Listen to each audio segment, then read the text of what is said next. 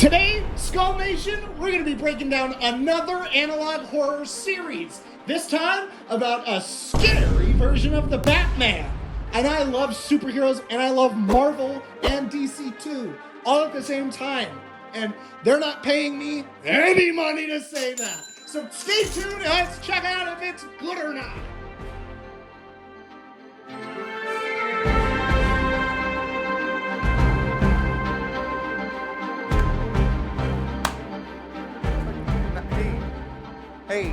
Hey, welcome back to You and Me, am I right? That's right, today we will be breaking down a relatively newish analog horror series, this time coming from a twisted version of the Batman universe. The series is ongoing as far as I know, but has branched out into other superhero and supervillain characters for us to mangle up and make oh so spooky. Creator OBlIVioN has graciously compiled 9 of these episodes into a playlist titled The Bat. Allow me to say this right off the bat. Get it? Because it's the whole that this series is a little bit slower than what we're used to on the channel. But don't get me wrong, there's a lot of interesting story beats and a couple twists and turns that we might encounter on our way in. So I hope that if you haven't yet watched the original videos, you'll take a trip down to the description below and click that link. Check these videos out for yourself. There's a lot of fun to be had, and who knows, maybe you'll have a better time than I did. So let's dive into DC's finest and figure out what the H is going on down there, and what happened to Bruce Wayne and his parents, and who knows, maybe we'll see a couple of jokesters along the way.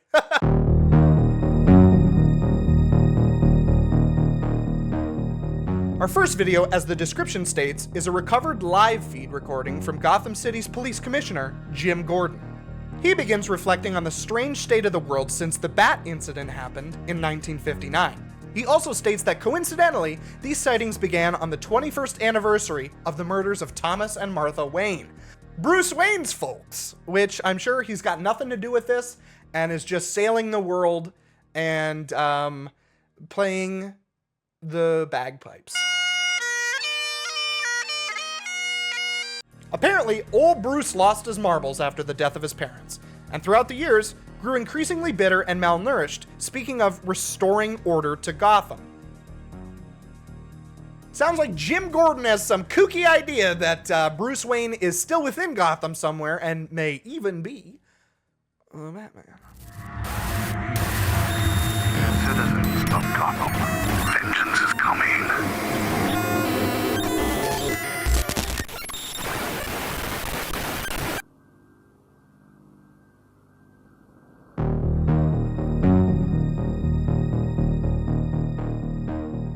3 years after the Batman first emerged, our next entry is a guide for Gotham citizens whose loved ones have gone missing. Their advice? Don't let it happen. Idiot. GCPD's instructional presentation. The topic of today's presentation is on what to do if a loved one is missing. Losing a loved one is a troubling experience. And says that this is the instructional guide for citizens whose loved ones have already gone missing, and how to avoid this in the future, with such helpful steps as keep an eye on them, lock your doors and windows, and of course, don't let them hang out with Batman. Okay, so my kid's already gone, though. Don't let them make contact with the Bat under any circumstance. It will harm you.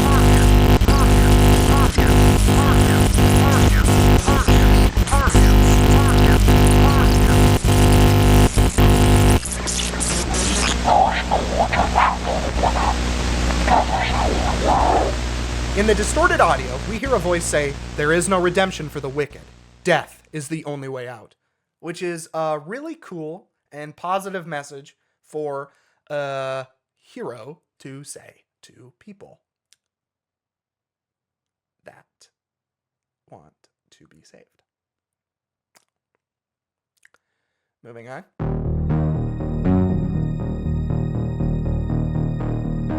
Our third entry seems to come from a whistleblower of some sort, trying to share some information on who the Bat actually is. They state they aren't supposed to talk about this, which makes me think it's Jim Gordon trying to spread the word without getting caught. He shares that the creature in Gotham is in fact Bruce Wayne. What? But our whistleblower has proof.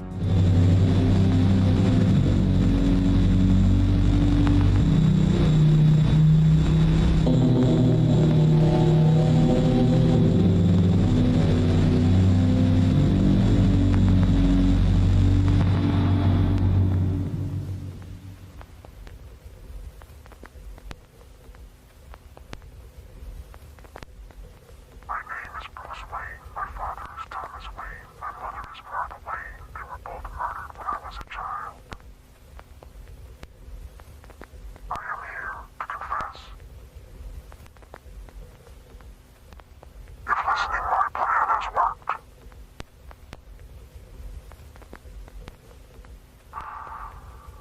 People of Gotham will submit.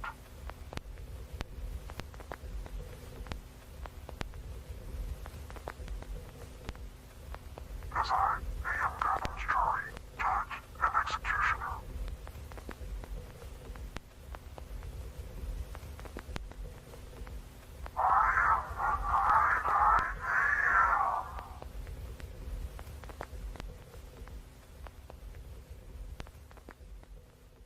And I just gotta say this. If you're like a crime-fighting vigilante who's currently wanted by the police, maybe recording yourself saying your name, your dad's name, your mom's name, the motive for your doings, it's gonna be tough.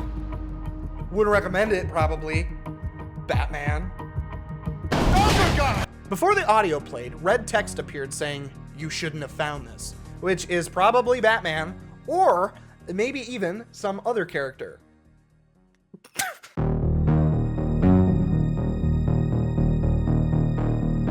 The GCPD issues an emergency broadcast alert to several areas in Gotham City, warning that several children have gone missing.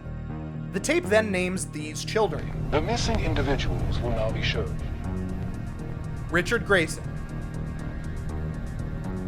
Barbara Gordon, Stephanie Brown, and lastly, Jason Todd. For all my Batheads out there, you might recognize these names as being future Batman sidekicks. Robin, Batwoman, Girl Robin, and other Robin, or Nightwing, or Red Hood, or the Arkham Knight, whatever fucking name he's going by these days. But I'm not too sure any of that really matters, because Batman then hacks the tape again, taunting the police further, saying they're too late, they're a family now, showing 4 coffins in the Batcave. So, you know, probably not playing Burnout 2 down there, having a good time.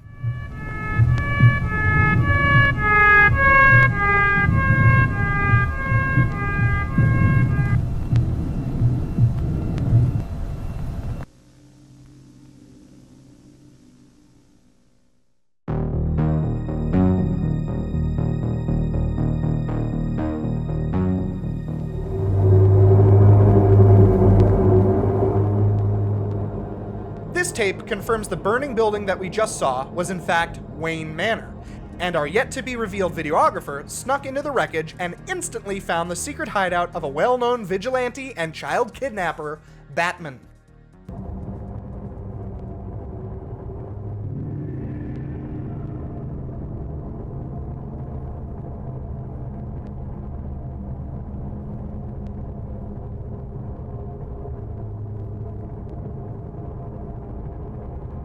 And interestingly enough, Batman had his name on file, along with a laundry list of Batman sidekicks, as well as a Catwoman, Selina Kyle.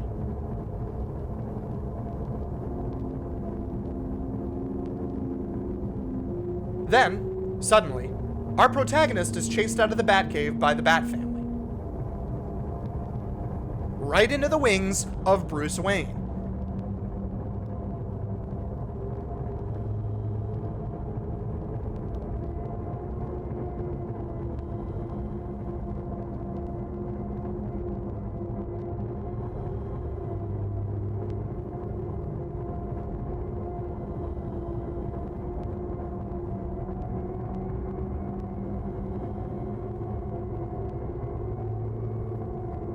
He escapes and reveals that the GCPD is attempting to cover up these crimes and has told the public that the Bat is dead. Why would they do this? To calm Gotham's fears? To protect Jim Gordon and his currently missing daughter? Some other poorly executed reason? I don't know.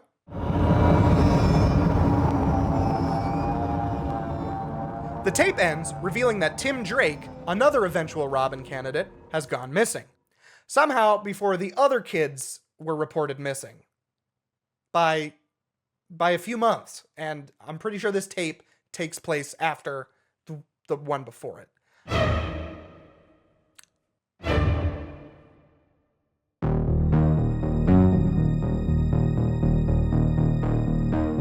This entry comes from one of the actual first abducted by the Bat, Jason Todd. He's gonna tell us all what happened to the other people and why the Bat does what he does. Awesome. He reveals that because his dad is crook, he has to provide for his family, turning to a life of petty crime just to get by. Don't you hate it when your dad is crook and you gotta provide for your family? Don't you hate when your dad is crook? When one night, he attempts to steal the wheels off the fucking Batmobile. That goes exactly how you would expect. He awakes within a cell inside of the Batcave and meets many of the abducted children. First of which is Dick Grayson, who much like the real Batman story is the first to become Batman's sidekick. But in this universe, Batman injects him with a chemical called Venom, which in Bat lore is the drug Bane uses to enhance his strength.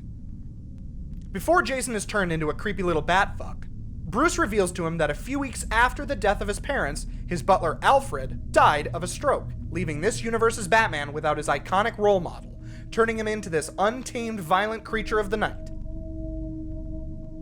Bruce tries to recruit Jason using the fact that they both have dead parents to entice him to work alongside the Bat. Jason calls Bruce a dweeb and a dork and totally gets maced with fear toxin as he narrowly escapes this creepy, fucked up Batman. Which, then we see this.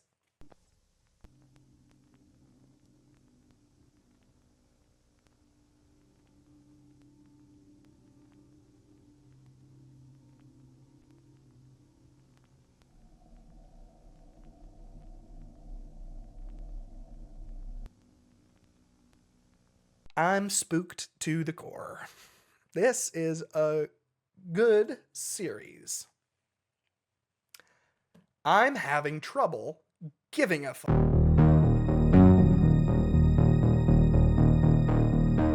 Our next video is a very welcome departure from what we've seen so far. And you know what? I'm just gonna let the whole thing play out so you know exactly what I'm talking about. Any place, any time is a good time for Coke.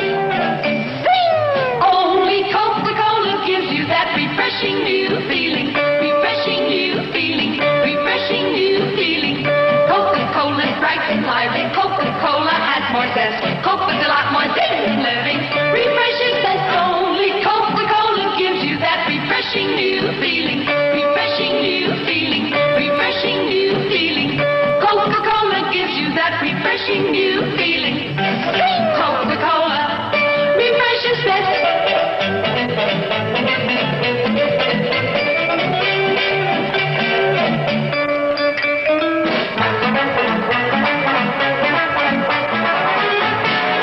Only Coca-Cola gives you that refreshing new feeling. Coca-Cola refresh.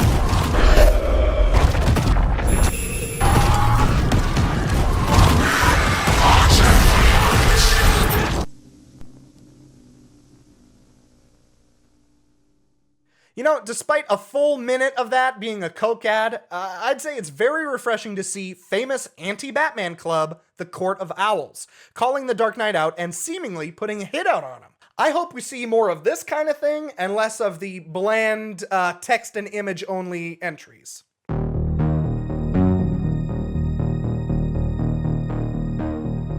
Next up is another bland text and image only entry.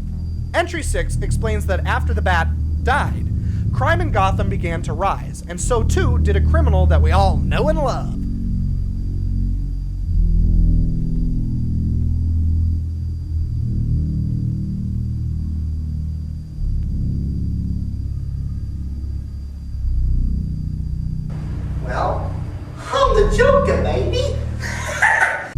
Apparently, one of the Joker's many aliases was linked to the killing of Thomas and Martha Wayne many years back, which is perhaps why the Jonkler seems to be haunted by the Bat.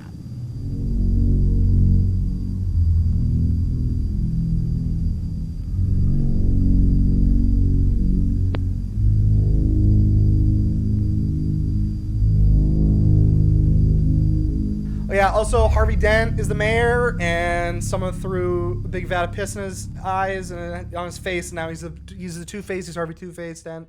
So there you go. Oh, but hey, kids around Gotham have stopped going missing, so that's a plus. That's a positive.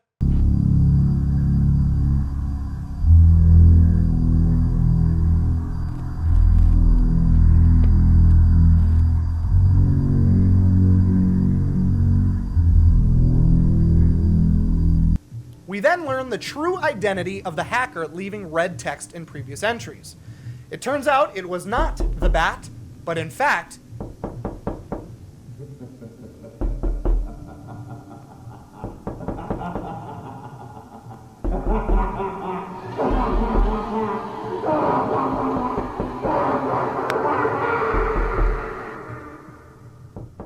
Oh my god, it's a jokester! Joker, I mean. Famous. I love Batman.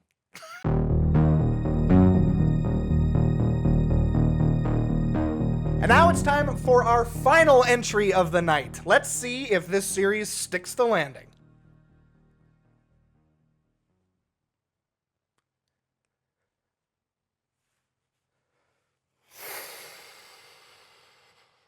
It doesn't.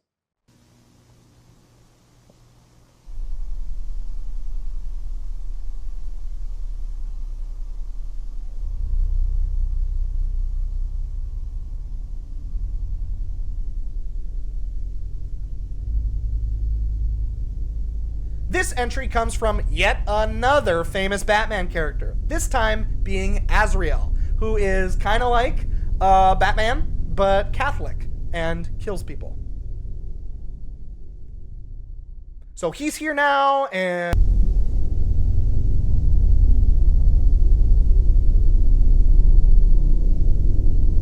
he reveals that our Batman returns and has killed and displayed the body of Professor Pig.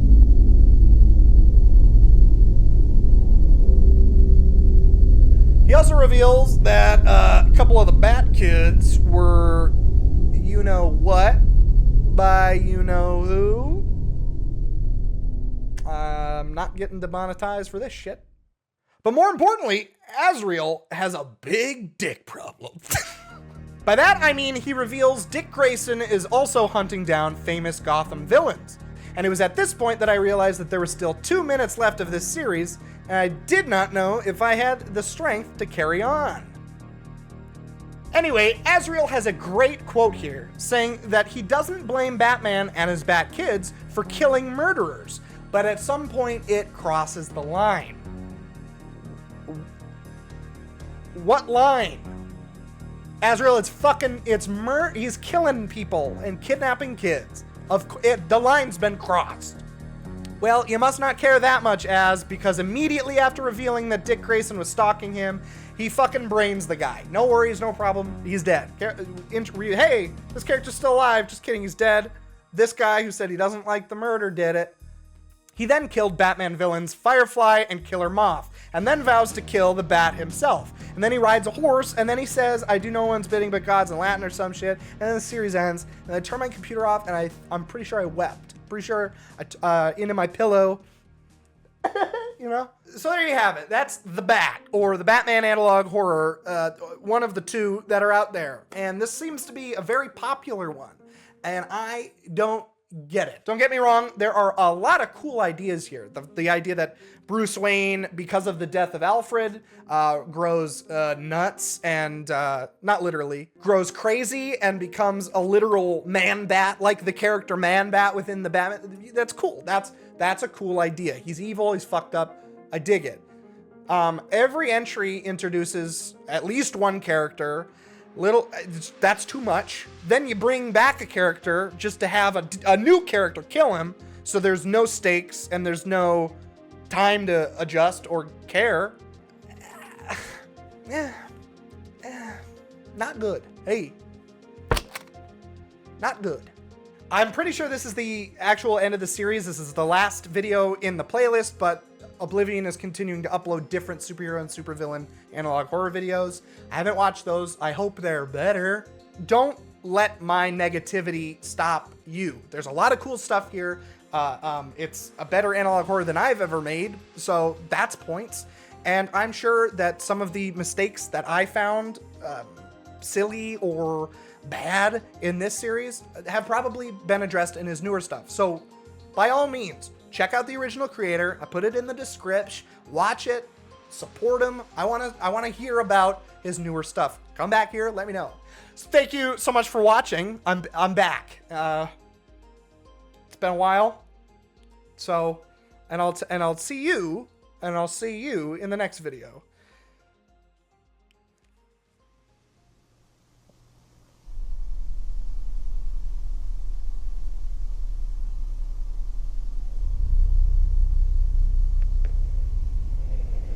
Okay, so there's this guy fucking dressed as a bat, and he's swinging around Gotham, doing I don't know what the fuck. He's fucking swinging around with a little rope or something, I don't know. And, yeah, I own a laundromat. He's always washing his shit and then getting the fuck out really quick with that damn grapple gun and smoke billets.